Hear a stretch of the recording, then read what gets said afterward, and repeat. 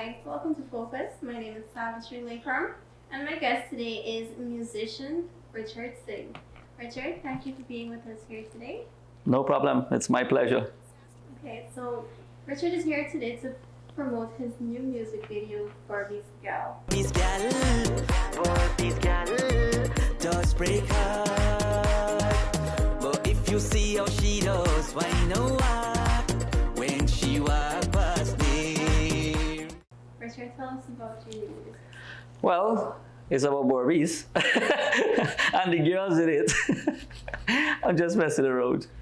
So Barbie's Gal is my new tune that is available on iTunes and also social media. So in the whole Facebook, TikTok, YouTube. Released 2 days ago. It's doing fantastic. According to my standards, it's doing fantastic. And it's just a whole vibe. It's just a whole party tune, you know. Going out, having a good time, having clean fun, you know.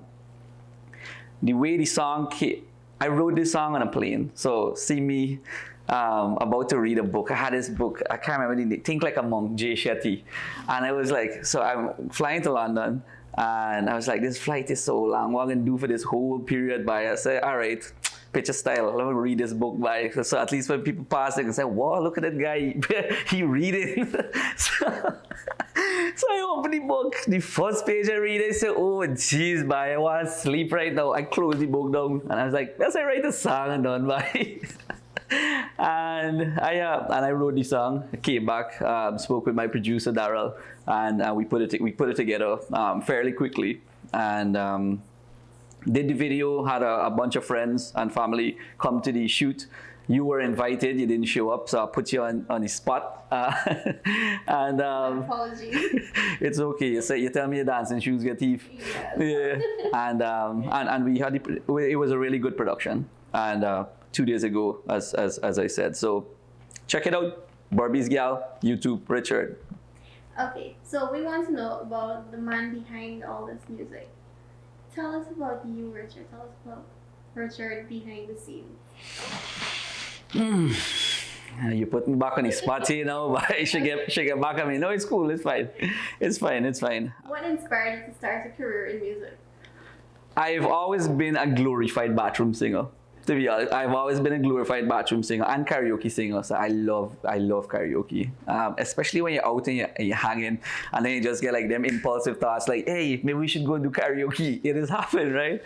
Since as they say, the quote say, from since a small, as the Guyanese saying is good, from since a small. But in terms of taking it to another level, this is something that it just came about because of circumstances. So I had written a couple of songs back in it, like real long back in the day, 15 years ago. And I never did anything with it really. It just put down on ice. It was like, you know, Guyana market for these things, and we really got that much good, as I would hope, good production, right? There wasn't a lot coming out like how a lot of stuff is happening right now. You know, the quality is better, the production is way better, which is a good thing for the industry and good thing for the country as well. So I was just like, nah, it makes sense. Just write the song and just left it in a car now, and just work as normal, be corporate Richard.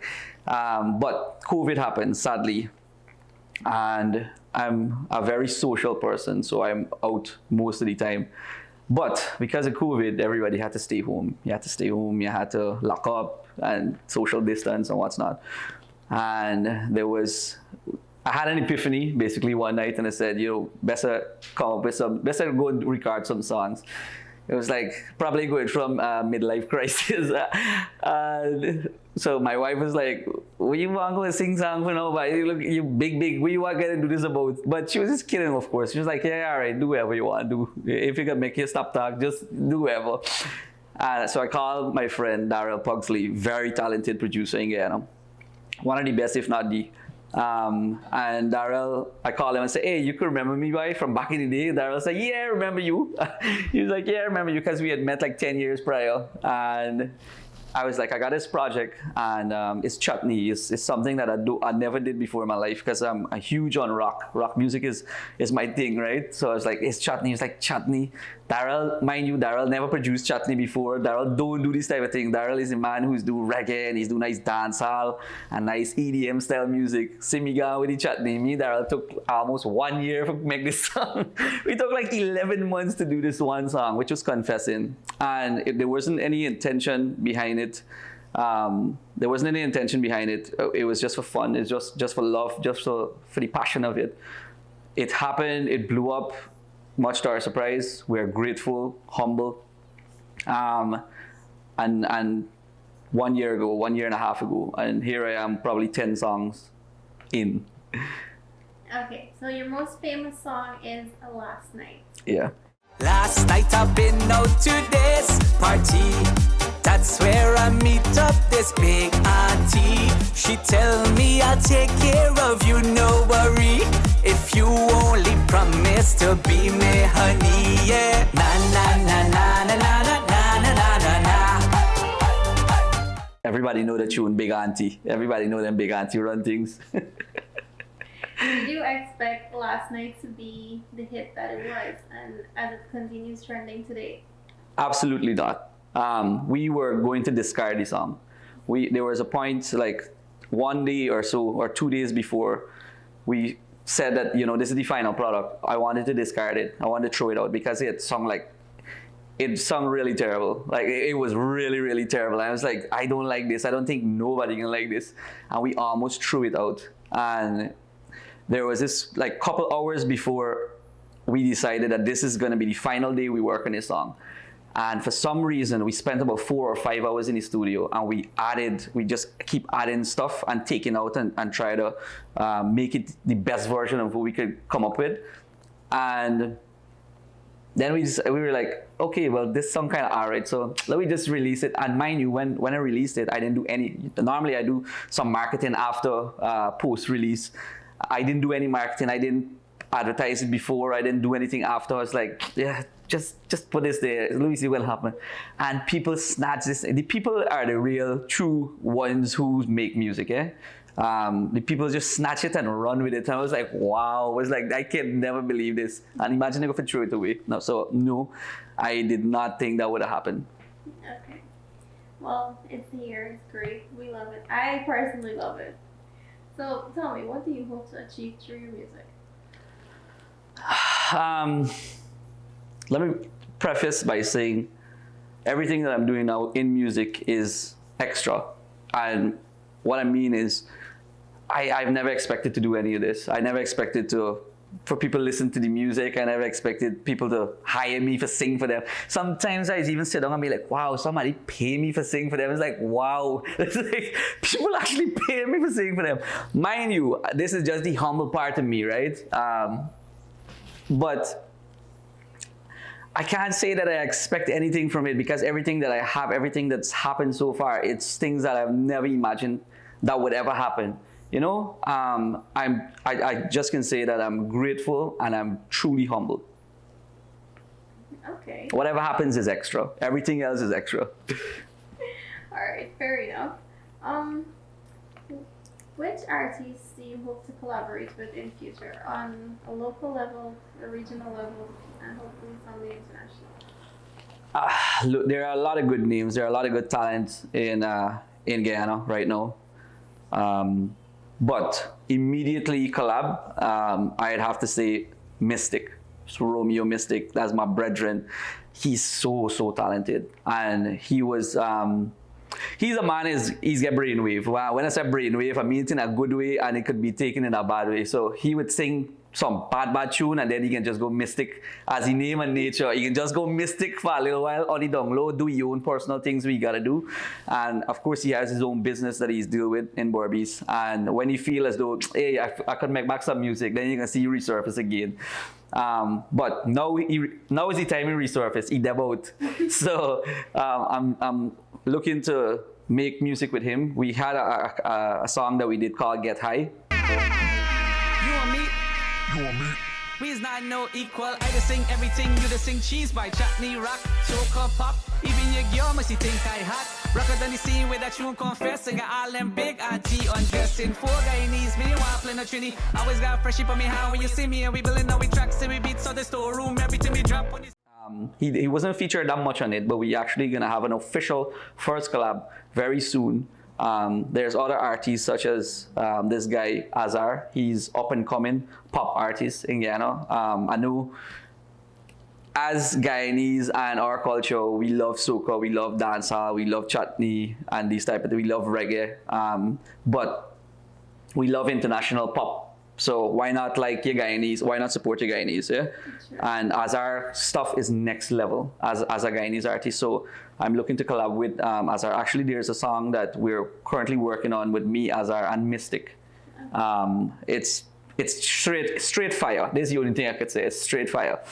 Apart from that, regionally, I'd hope to collab with KI, to be honest. KI and wishful thinking, the kid in me would hope to collab with Kes someday. Okay. And there's also this girl, relatively not too, I'd say relatively unknown to a lot, but she's super talented. A girl called Vandy. Okay. Yeah, she does a lot of Bollywood covers and stuff like that. I've seen her work though, but she's super talented. She's somebody I would hope to sing with someday. On an international level, I gotta say Eminem, but we all know that ain't happening. But Chicka Slim Shady. It doesn't hurt to try. Telling you. I mean, of course, because you didn't think you'd be here 5 years ago. You didn't think that this is where you'd be today. Yeah, but don't let me fool anybody. Anyway, let me continue this interview. Okay, Richard. So you mentioned you're married. Tell us about your life as a family man. The best part of my day, for the most times, it's the best part of my day. Spending time with my wife, my daughter, my mom, my siblings. It's wonderful. It gives you the balance that everyone, I believe, needs, and for me, it gives me purpose. So it's a beautiful thing. It's going to the movies, watching movie at home, going on dates, and these type of things. Going to my daughter's school sports and her Christmas concert. So last December, she had her Christmas concert, and the teacher called my name. I was like, what? What these people call me name and sing? And she had this song, 12 Days of Christmas, that she had rehearsed, but she didn't want to do it. So I didn't know the lyrics, except maybe like 2 or 3% of it. And I was like, let's go. And she was like, no. And then she was like, all right, cool. And we got up and we murdered it. We murdered it. Everybody loved it. So those are memories that will last with me forever. Okay. All right. So what advice do you have for young and up-and-coming musicians? And I look at the camera and say this: just be yourself. Just be yourself. You don't need to be like anybody else. Be genuine. People are going to appreciate you for that. When I started this, I felt as though I needed to be perfect, and it ain't working out. Because anybody who know me, I am obnoxious, I'm loud, but I'm also very, very straightforward, very candid. And I think after I started to be myself, and people saw it through me, they appreciated it, they respected me for it. And I don't wanna. I'm not here to change the world. I just wanna be me. And if you feel as though you can relate, great. If you can't relate, that's fine too. So just be yourself. Okay, so circling back to your new song, Barbie's Gal, what are your hopes for this song? Absolutely nothing. Okay, all right. So maybe one thing. It would be wonderful if whenever I perform this song in Barbies, that the crowd know the lyrics, that they could sing it. So as soon as I start singing it, the crowd in Barbies can know it and they can go, Barbie's gal does break heart. So apart from that, absolutely nothing. But again, thanks to my team, thanks to everybody who participated, all the sponsors, everybody that was on board. And it is just a great production that we had no expectations, and it surpassed every single bar that we've set from previous songs. So, for example, so Last Night, which is my biggest song trending right now, did 20,000 views on YouTube in the first 24 hours.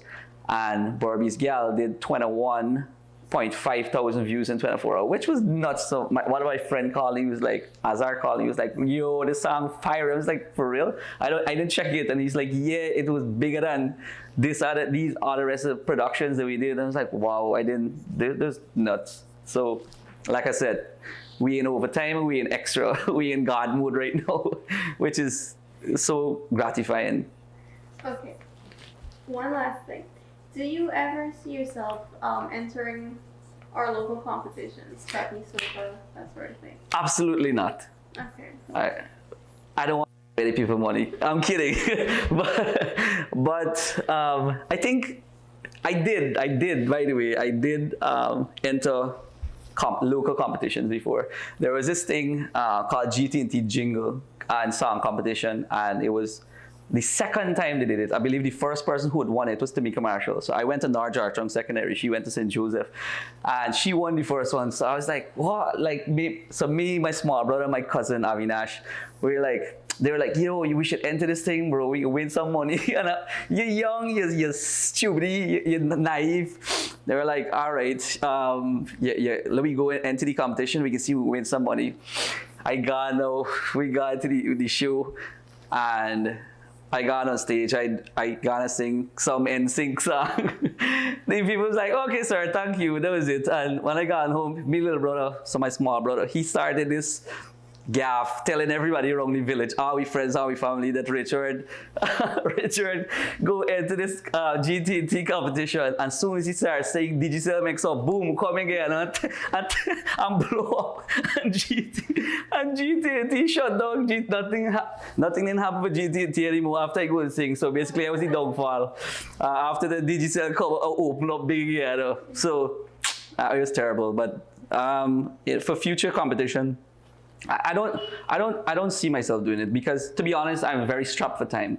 The time is the biggest factor. I'm also a sales and marketing manager for a company called Pneumatic Suppliers Inc., which is a support service company to construction, manufacturing, oil and gas sector. So I am pretty busy. My schedule probably wouldn't allow it. And I know if I go all in, if I go into the competition, I would want to go all in, and I don't think I would have the time to do that. Understandable. Well, here you have it, lyricist and musician Richard Singh. Thank you so much for coming, Richard. My pleasure. And thank you to my cameraman Eliza, and technical team. That's it.